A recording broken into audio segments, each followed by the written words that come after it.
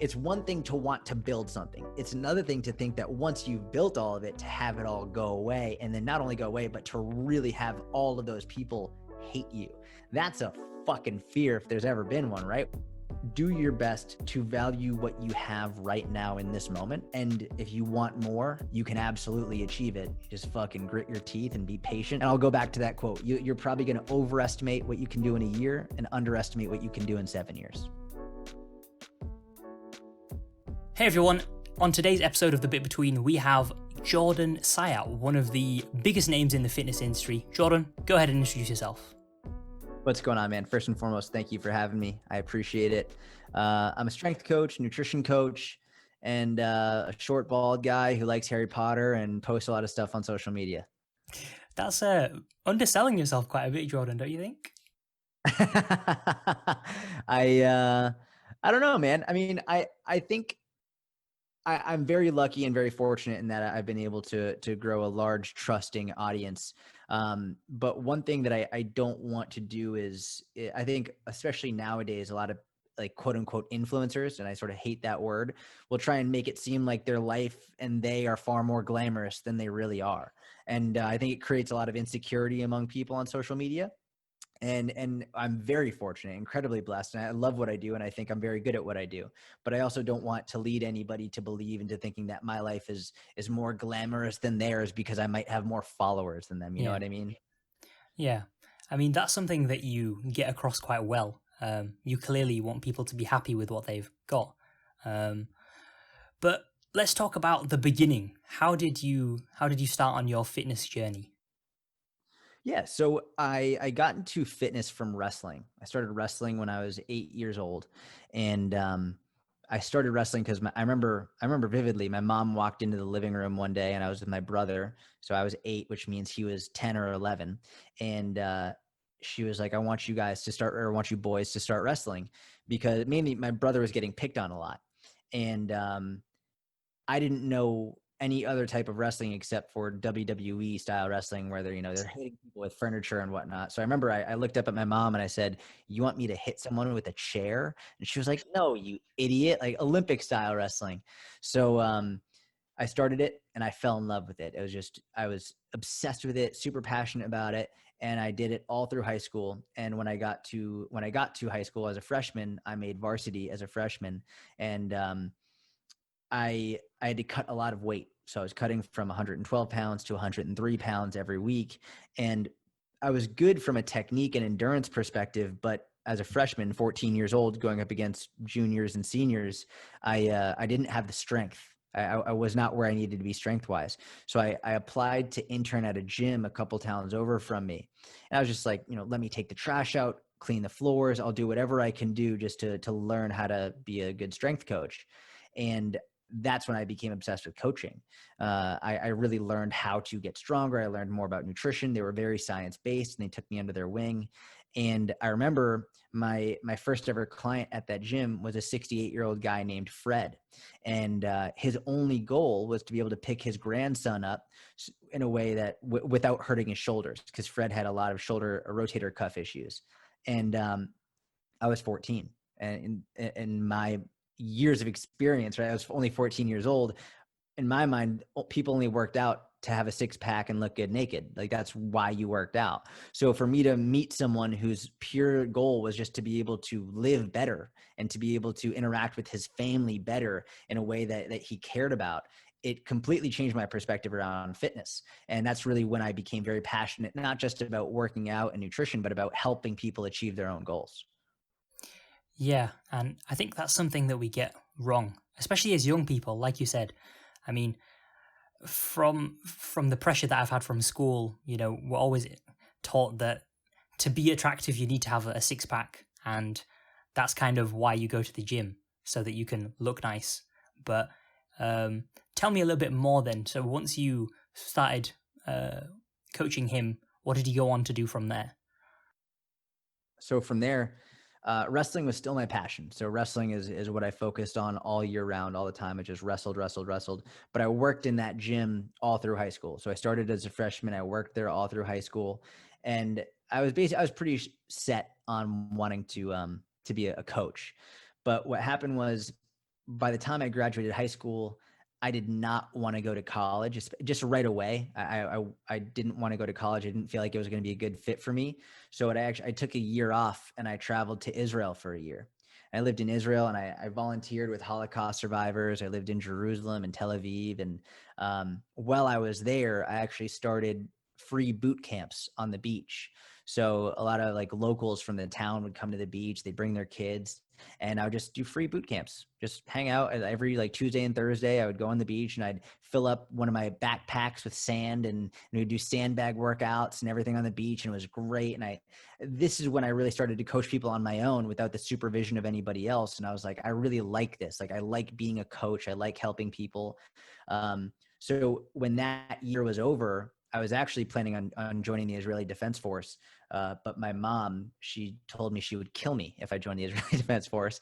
So I ended up coming back from Israel and I went to college. I went to the University of Delaware and I started in exercise science.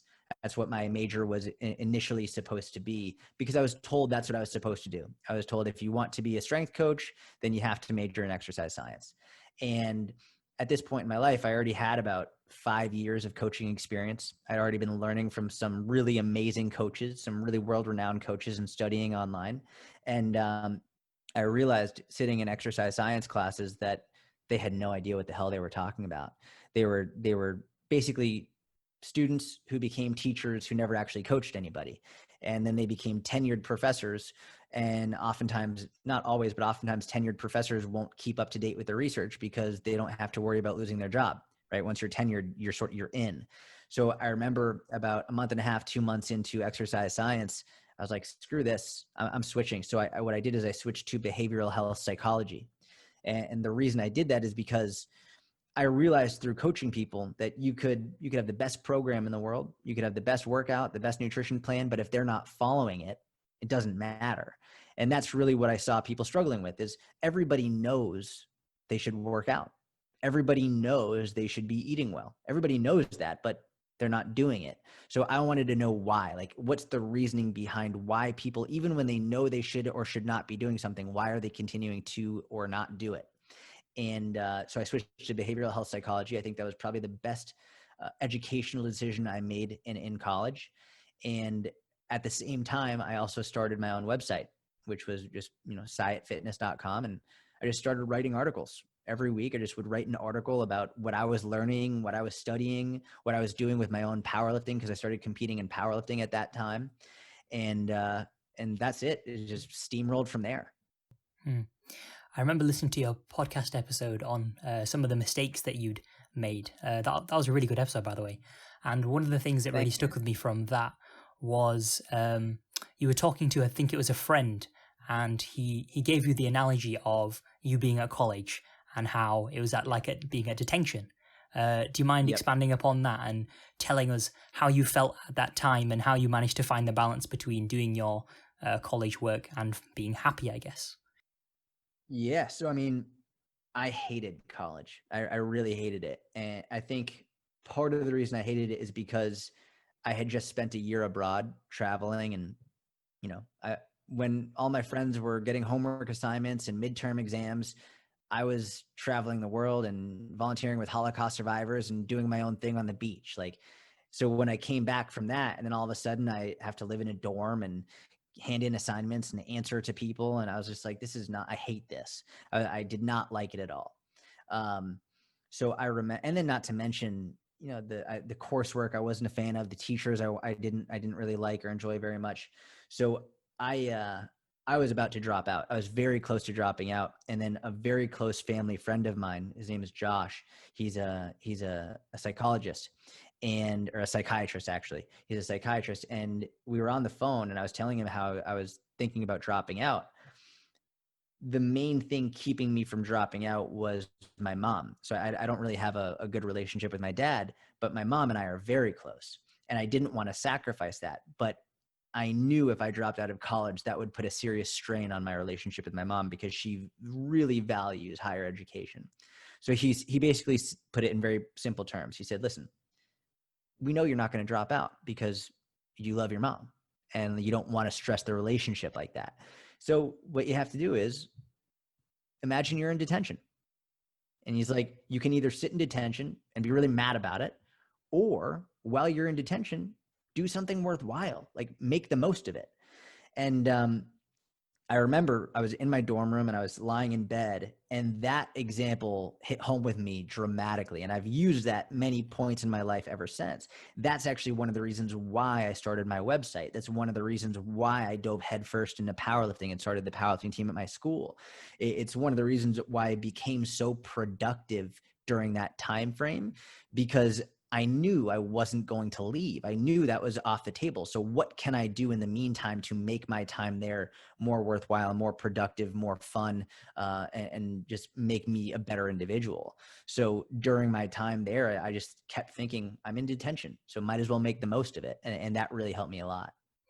I love that analogy because I've just come back from university and I've decided to take a gap year. And for the last few months, I've not really been enjoying Nice. university that much. And so then when I listened to that episode about 2 months ago and I heard that analogy, I was like, that's perfect. That is perfect. I can just do my work that I need to do and not put too much effort into it.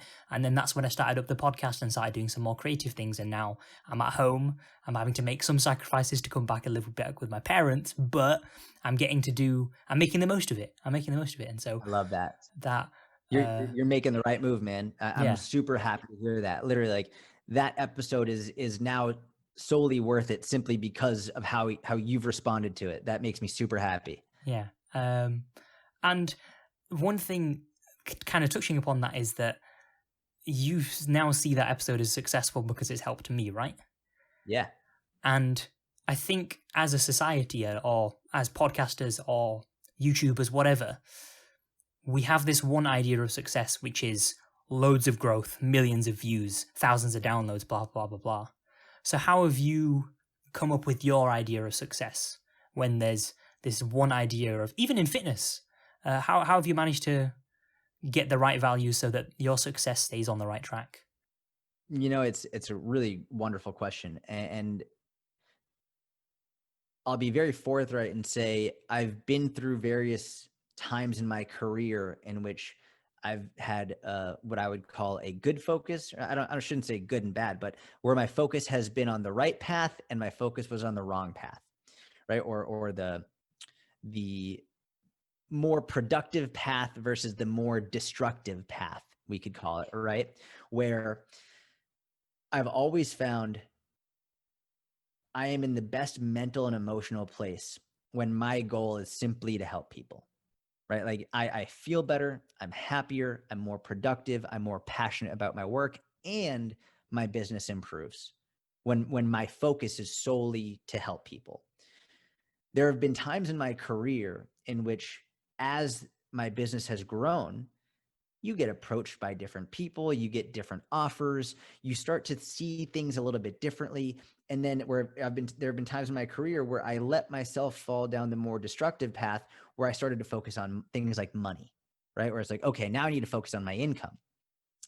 And every time that's happened, I get more anxious. I don't like my work as much. My business suffers. I lose a lot of my passion for what I'm doing. So for me, people often ask me, like, do you have like a 5-year plan or a 10-year goal, or how much money do you want to make? And anytime I've ever focused on any of that, it's always been detrimental. So anytime people ask me, what do you want to do? The answer is literally always, I just want to help people.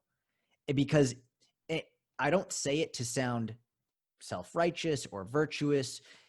I say it because that's really what makes me the most happy. And also, from a selfish perspective, it's where I've seen the most success, right? When I don't focus on making more money or getting more clients, when I don't focus on getting more followers, when I focus solely on doing things to help people, everything else comes with it. And I'm also happier. So I'm not saying I don't care about getting more followers. I'm not saying I don't care about making more money. I think anyone who says that is probably not being fully honest. What I am saying is, when I'm focused on the one thing that I care about most, which is helping people, then everything else also comes. Why do you think when you focus on money, everything becomes more detrimental, whereas when other people focus on money, things become better? Or they always play it off as in, oh, just focus on the money and everything will come, or something like that?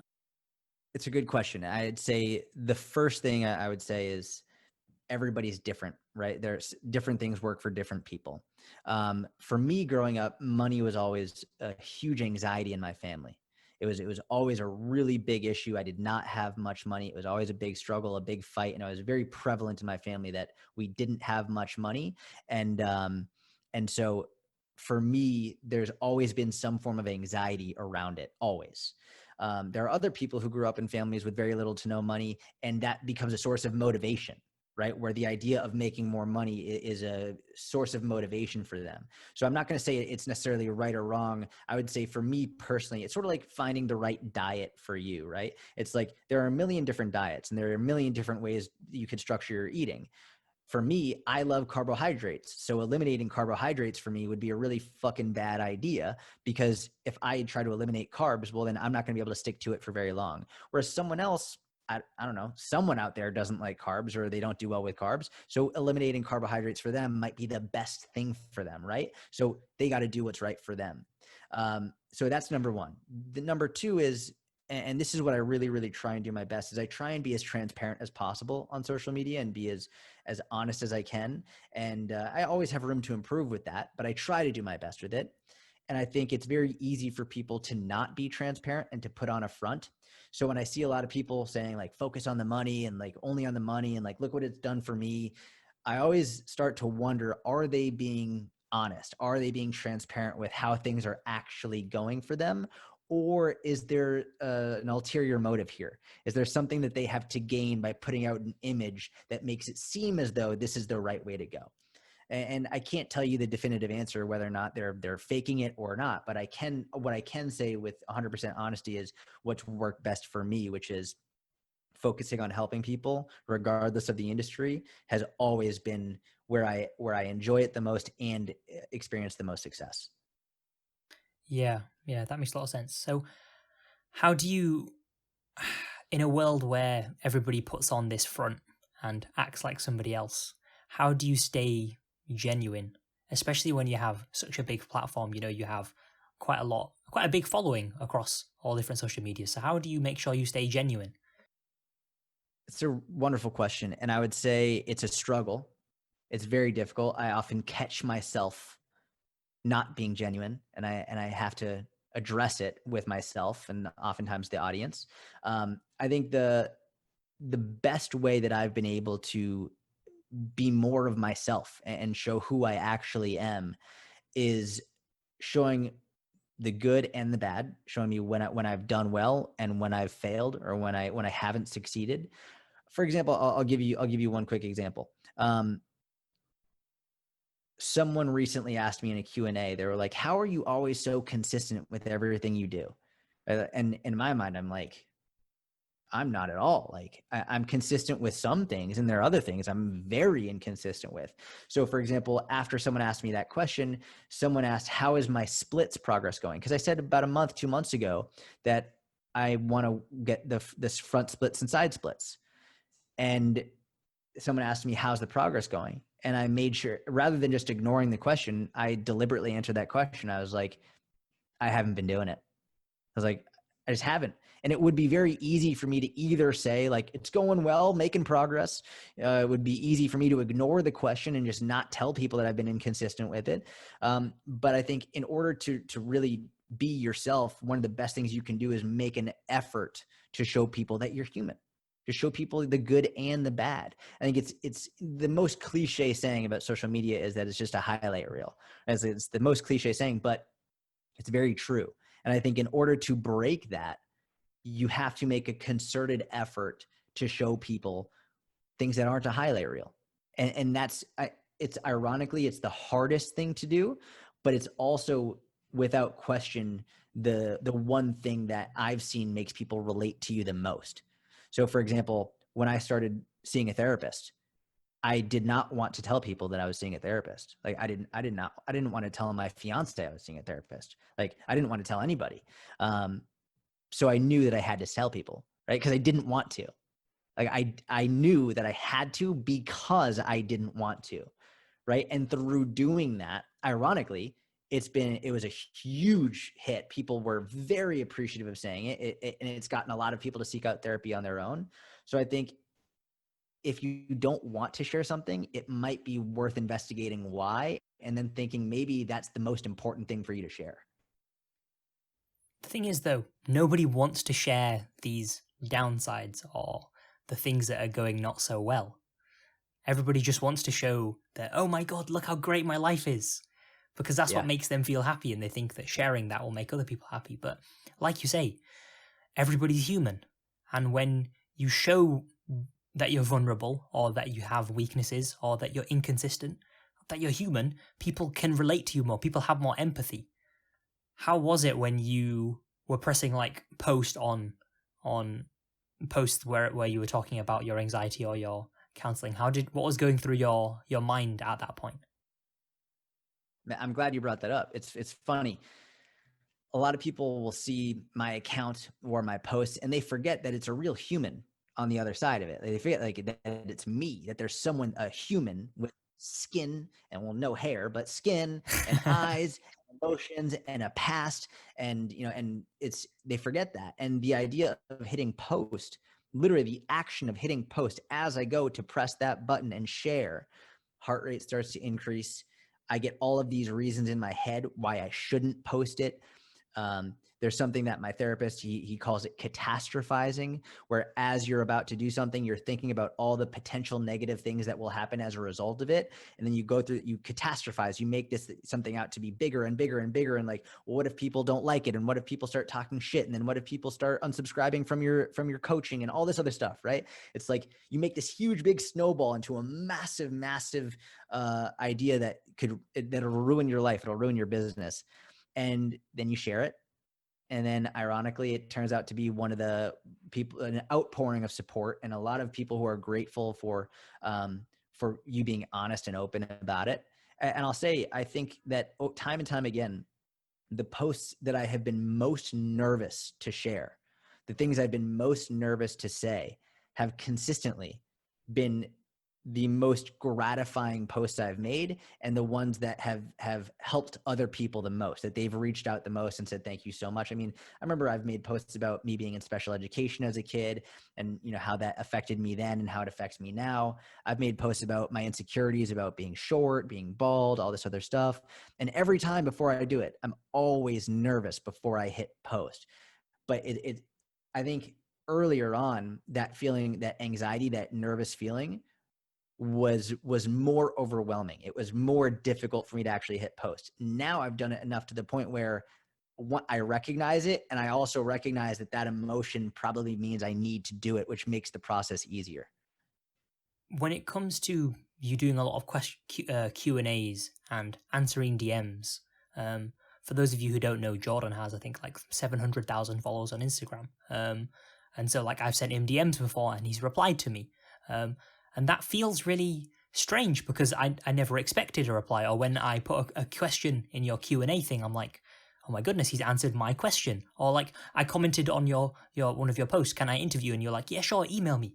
That feels really strange because as a young person with not very many followers, when I see somebody who's incredibly successful in their business and on social media, and they're taking time out of their day to talk to me, to do a podcast like this, it feels strange. And I can't put it into words. So from your perspective, for example, I have a podcast. It has like 50 followers on Instagram, barely any plays, barely any downloads. Why is it that you still decide to do things like this? I love it. It's like, as I'm sitting here, as you're talking, it's like, I love this. Like, I really enjoy it. Even let's say nobody listens to this. Nobody listens to this ever, which won't be the case. But let's just say nobody does. My life is now better because of this conversation, right? It's like, this was a very enjoyable conversation. And hopefully one day you and I can meet in person and have a beer or whatever it is, right? It's like, where are you based right now? The UK. Okay, so you're in the UK. I'm in New York. The odds of us doing this right now are so unbelievably minuscule and tiny. It's crazy to me. And if it weren't for social media, odds are not only would we have never met, we would have never even conceived of the other individual, never thought about it. But the fact that we can sit here on our computers and have an in-depth conversation like this it blows my mind. Yeah. So it's like, whether it's one person that hears this, 0 people that hears this, 100,000 people that hear this, doesn't matter to me, because it was a wonderful experience in my life. Yeah. And it is for me as well. And I think people forget that. They're like, well, aren't you a bit late to the podcast game? Or, what if you gets no success? I think people forget that I just enjoy it. I Are people thoroughly, saying that to you? Has anyone said, well, aren't you late to the podcast game? I mean, they've not said that like directly, but they've kind of inferred that. And, I'm trying to think of Fuck ways I that. can make it. Fuck that. They have no idea what they're talking about. They have no idea. They have no. I hope one of them are listening to this right now. And I hope one of them decide to make a podcast through listening to this right now. Right? Like, they have no idea. We're early in the podcast game. Like, it's just getting started. It's just getting started. Like, you have so much room to grow. There's so many opportunities to come. Like, this is just the beginning. So don't let anybody convince you otherwise. And you're great at what you do. Thank you. You're wonderful at this. Thank you. This is only like my 6th episode, I think. So I'm doing all right. Yeah. You're crushing it. I promise you. I do at least 2 or 3. I do at least 2 or 3 of these a day with people I've never met before. And I can say without question, you're in the top 10% of people that I speak to. Like, you're very articulate. You're very well thought out. It's difficult to do something like this, to have a conversation like this. You're very well spoken. You have great questions. You have great thoughts. Keep doing this, because Thank you very much. 3 to 5 years, you could be one of the top on the charts. I mean that. Yeah. Thank you. One thing that you posted not so long ago, you said people overestimate where they can be in 1 year, but underestimate in 7 years where they could be. Do you mind expanding on that? Yeah. I mean, I'll say, I would like to take credit for that quote, but I didn't make it up. I heard it from someone who probably heard it from someone else. So I can't give proper credit to whoever said it, but whoever did originally say it, I love that quote. It's seriously impacted me in many, many ways. I'll say, it's funny because I'm planning on doing a podcast about this, sort of going into the new year with goals in mind and resolutions in mind. Any of the greatest achievements I've ever had have taken me significantly longer than a year. Like, all of them. I've never achieved anything, like anything of tremendous magnitude, in less than a year. And I think this is important because, especially going into the new year and going into January, and we're thinking about our goals and our life and what we want to do. Oftentimes we think, all right, well, we're going to do something this year. And then when it doesn't happen in the first week or first month or first 6 months or whatever it is, we give up on it.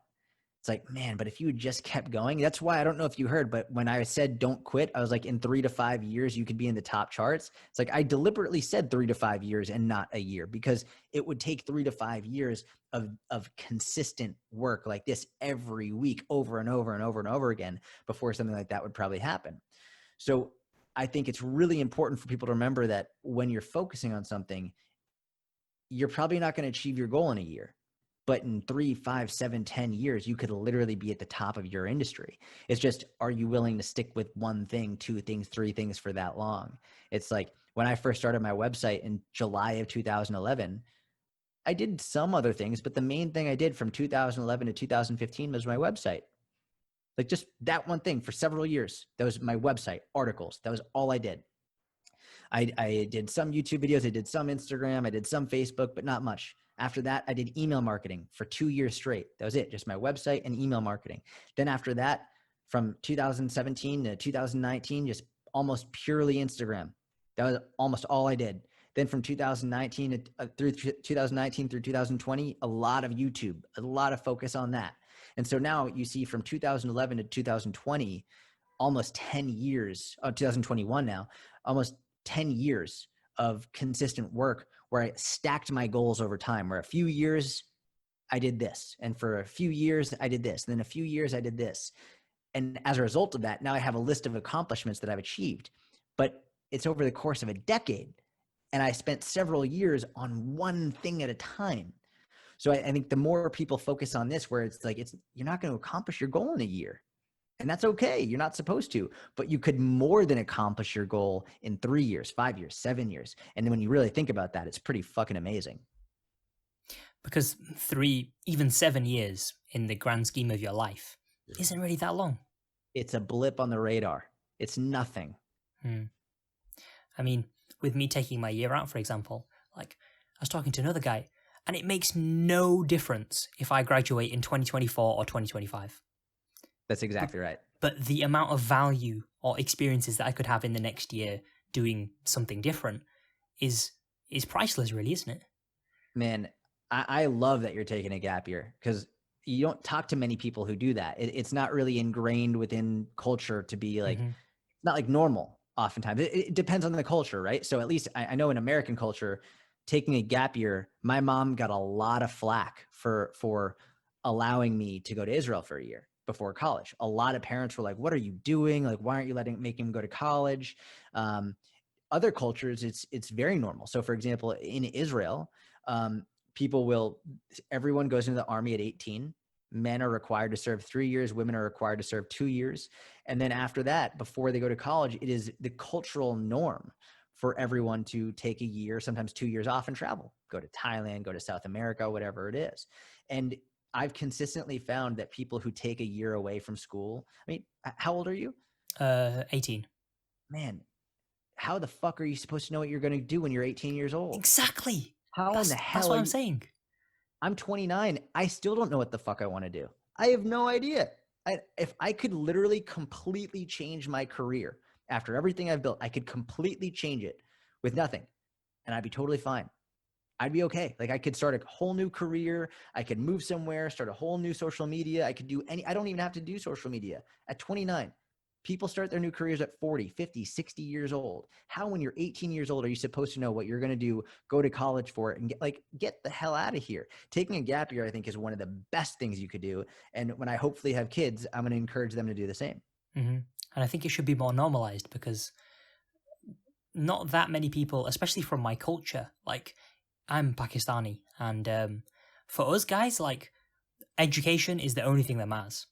Now, thankfully, I have a quite modern, immediate family, and, they're very accepting, they're very encouraging, and they're like, yeah, go for it. But we do also want you to get a higher education. So it's kind of like, yeah, do your thing for a year and then go back to university or whatever. Which I get, but, I'm thankful.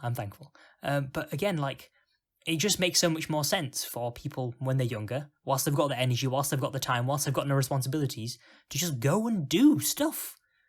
I 100% put yourself in uncomfortable situations. And not to mention, there are many forms of education outside of university. I would say going off on it for a year and building your own business, doing this is a tremendous form of education, right? Like, where reaching out to me, getting on a podcast with me. Now you've networked with me. If you ever need anything, you reach out to me. I'm going to help you with anything. Like, I would say this is probably more valuable than a year in college of liberal arts education. Realistically, like, what the fuck? Like, if you ever need anything, you email me, you DM me. I'm going to help you with that. I'd say that's significantly, if not more valuable, at least on par with a whole year of liberal arts education, where, like, you're just trying to figure out what you want to do. That's just my opinion, though. I could be wrong. I agree with you. So, yeah. One thing that I wanted to talk about is your journey into Brazilian Jiu-Jitsu, because I've seen recently that you've been competing, and, well done, by the way, on winning. Thanks, man. You didn't. Let me remember this. Third place. And that's really impressive, considering you didn't take it up that long ago. So when you first got into it, how were you feeling? And every time you step on the mat, how do you feel? Petrified. Absolutely petrified. It's funny. I mean, I have an advantage because I wrestled for 10 years growing up, and they're similar sports, not the same, but similar in that they're grappling sports. But man, when you step onto a mat and you're looking across the mat at somebody who you're about to fight against, like, that's fucking scary. Like, every time. Doesn't matter. Like, doesn't matter if you're doing it in a competition setting or if you're just doing it in normal training, where like every day, six days a week, I do jujitsu, and I go in and I know every day when I wake up, I'm going to go to do jujitsu at 8 or 9 in the morning, and I'm going to be fighting someone. Like, even if I know them, it's always, always scary.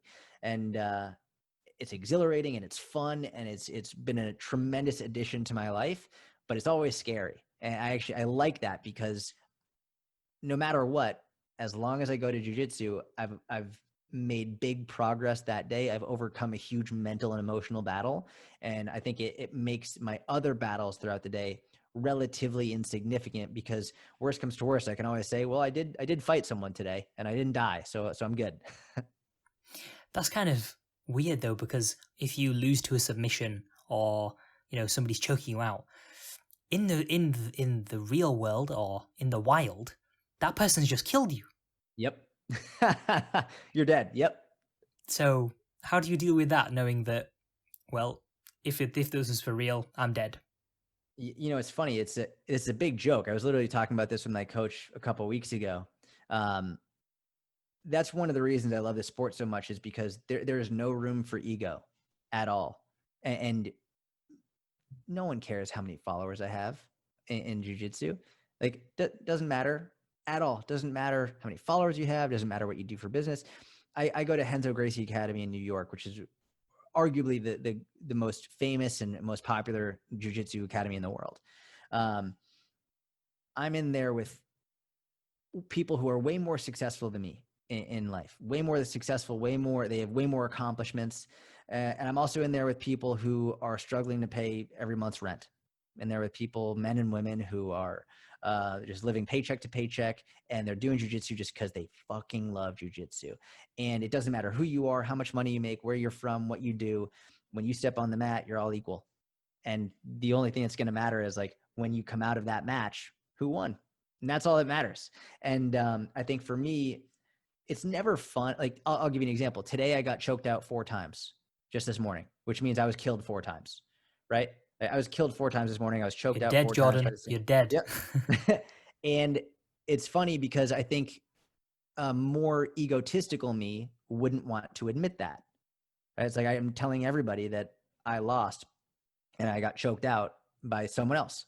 But one of the things about jiu-jitsu is you learn how to accept your losses, and actually how to improve through your losses, and how to use your losses to your advantage.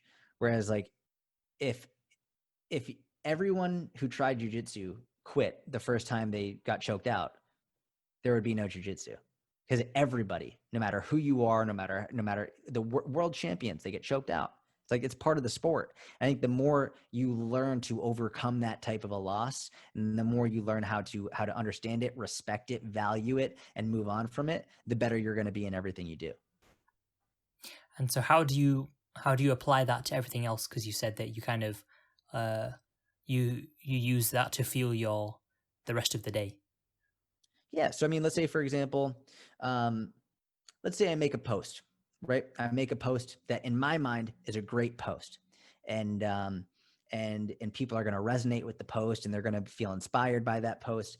And then instead, not only do not many people like the post, but people actually have a negative reaction to the post. They think that was a terrible post. That was inconsiderate of you. That was rude of you. That was poorly worded.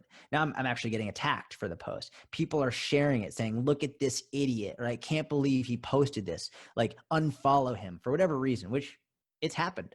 That's happened before. And it's like, heart rate goes up, catastrophize, get really worried about it. But then I can always remember, like, listen, I was already killed today, so it doesn't matter. Like, I'm already dead. Number one. Number two is, if I can overcome that type of a battle earlier that day, I could sleep this off, no problem, right? And I'm not going to say it doesn't bother me. Of course it bothers me. But having that experience under my belt earlier in the day helps make it seem relatively insignificant. That's a good way to look at things. How did you actually deal with getting more followers in the first place? Because if I remember correctly, you had a bit of a stale time for a few years where you were around, where you didn't get over 5,000, and then you kind of rocketed upwards. So Has that increase in followers, subscribers, and everything else, has that changed you in any way? Um, I think it's probably changed me in many ways. Some for the better and some for the worse. Um, I would say one of the ways that it's impacted me in a way that I think people probably don't consider very much when they think about wanting to get more followers is tremendously more anxiety, right? And I think oftentimes people might know this logically from the idea of looking at famous people, right? It's like cameras in their face all the time, paparazzi, people always reading magazines about them. And I'm not famous by any means. Like I have a good amount of people who follow me on social media, but I'm not famous. And I think I get on a very, very low level. I can see the anxiety. I can see why it would be so difficult for people to deal with fame, because privacy goes out the window. People who you don't know, who you've never met. You could have an amazing interaction like this, right? Where you get on a call with someone and have a wonderful discussion, or someone can go into your messages and say, like, call you a racist or an anti-Semitic name, which happens oddly more regularly than you would think. You could have someone saying something about your family. You could have someone saying something about your intelligence, your quality of work. And you don't know them, you know nothing about them, and they know nothing about you. And for whatever reason, it just hurts, right? And then you have it more recently, I'd say in the last few years, this idea of cancel culture, the idea of like, you've built this thing, but now the fear is, now it's not the fear of building something, it's the fear of losing it. It's the fear of like, oh my, this could all go away. And not only could it all go away, but all of these people could hate me and resent me. That's a fucking fear, if there's ever been one, right? Where it's like, it's one thing to want to build something. It's another thing to think that once you've built all of it, to have it all go away, and then not only go away, but to really have all of those people hate you. That's a fear like I can't really describe, but that's happened as a result of it too. So, and there's been many things I can be I think it's helped me in many ways. I can be way more empathetic in many, many ways. It's helped me be way more generous. I think I can do more and help more people than I could have before. But like I said in the beginning of the call, I don't want to glamorize it, because it's not something to be glamorized. It's something that you can use for good, but it's not inherently good. And realistically, for whatever, there's some times in my life where I've been like, sometimes I just wish like it would all go away, just so like, and I'm not saying I wish it would, but there have been moments in which I was like, I sort of wish it would, just so I can be a normal person and just interact with my immediate family and immediate friends. And I don't think it's natural the way social media works. Like, it's not natural to post something online and get the feedback immediately from people all over the world that you don't know, that know nothing about you, that don't care about you. Some positive feedback, but some negative feedback. Like, that's not humans. We're not built for that. We're built for getting the feedback from our immediate community, from the people in our family and our friends and the people in our society that are close to us. So I think it can create a lot of negative associations, and it can have a lot of negative repercussions if they're not kept in check. So for whatever it's worth, I mean, I think it's overall net positive dramatically, but I do think I would be lying if I said there weren't times in my life in which I sometimes just wanted it to all go away. How does it compare to how you thought it would be when you were starting out? Man, you ask great questions. You're going to crush this podcast game. I think I remember when I would look at people with really big audiences, and in my mind, it was just always, oh, they just must be so happy. Like, they just must be crushing it. They just must be so happy. They just must like be relatively carefree, right? Where it's like, logically, I know they're human and like they must have ups and downs too. But for whatever reason, it was hard for me to get past that, because all I would think about is they must be in a great mood. Look at how many followers they've got. Look how many likes they're getting. They just how could they be upset with that, right? It's like, that's just not how it works. It's not how it works at all. It's not realistic. It's a regular human. You got struggles, you've got ups, you got downs. And with this new addition to your life, your perspective changes, right? It's like your perspective changes. What you perceive to be normal is no longer normal. And with that, things start to grow, and you have these new opportunities, and some good, some bad, and new expectations placed upon you, and new expectations that you placed upon others. I think it's really important to not glamorize it, because it can be used for good. And again, I think it's overall net positive, but it can be very difficult. What ways have you found to be effective to deal with all of the pressure and the expectations? Because a lot of young people, we set these upon ourselves almost. And then as you get older, then you have other people putting them on you too. So how have you dealt with that? Say the first part again. You broke up. How do I deal with the expectations? The pressure and the expectations, yeah. I would say,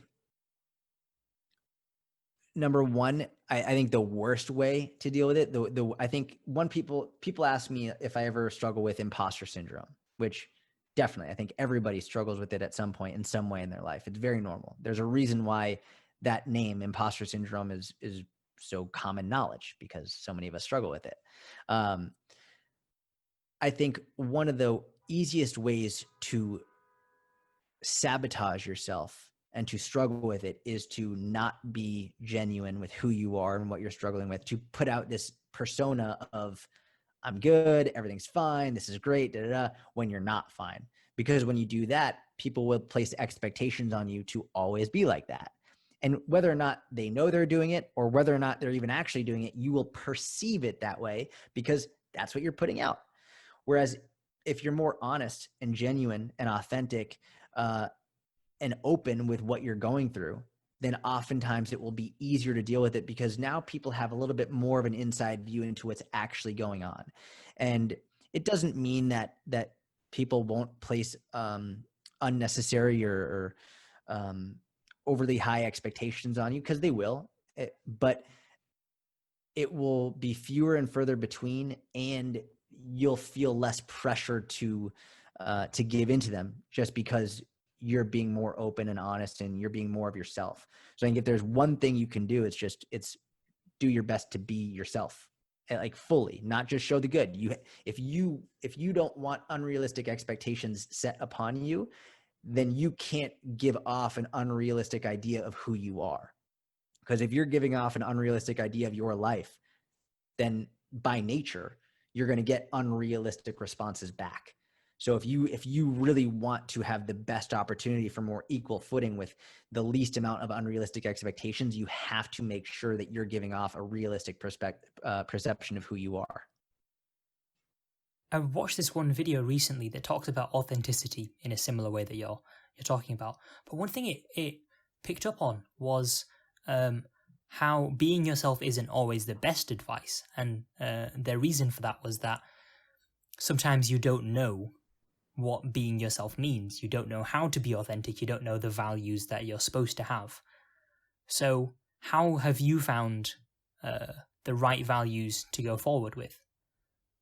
Well, I think it's an important question. And I think the way to be yourself is just to say what you think and say what you feel. So let's say, for example, you're trying to be yourself, but I'll give you an example. In my most recent podcast, I was talking very briefly about the struggles I have about being a man, right? Like, what does it mean to be a good man? And because there's so much confusing information in society, right? On one hand, people say a man should be vulnerable and open and share his feelings and insecurities. And on the other hand, we are told we shouldn't do that, right? That you should be stoic and you should be manly and you should stop complaining and just be quiet and get the job done.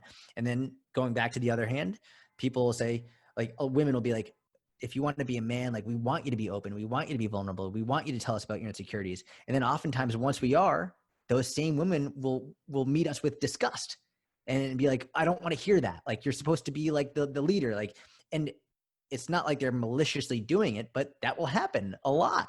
So just as an example, I struggle myself with what does it mean to be a good man? I struggle with that right now. I don't know. I don't know fully what that means. And I think to just be myself is to be open and honest and say, here's one side of the coin, here's another side of the coin. I don't know where I fall yet. So I'm just going to explain about my emotions and my thoughts and what I think as of right now. So I don't know what that means, but I can tell you where I am in that process right now, which is somewhere in the middle of it and trying to find it out for myself. So I think you might not know what you believe about something. You might not know what's right or what's wrong, but if you're just openly and honestly telling how you feel about something, you can't go wrong. And one thing that's important to keep in mind, at least for me, is that your idea of or where you think you've settled on, that can change. Absolutely. You might wake up tomorrow and think, you know what, to be a man you just have to be really strong, nice and hairy, and that's it. But then the next day you could think, well, actually, maybe there's more to it, and that's okay. That's fine. That's right. Yeah, yeah. I love that. Yep. So before we wrap this up, I'm just going to ask you a few quick fire questions. Let's do it. Also, I can't see you very well at the moment. You're in the 1 sec. darkness. We'll do Great. that. It's the sun went down very quickly here. Yeah, I saw that. First of all, what do you think it is that sets you apart from everyone else in the fitness game? I think there are many things, but I would say the one of the main ones would be I am very aware that this isn't just a monkey see, monkey do game, that there's the behavioral and psychological component of this is equally, if not more important than the science behind and the physiology behind it. That the brain the individual human and the brain and the thoughts and the emotions needs to be understood probably before the exercise and the nutrition needs to be understood.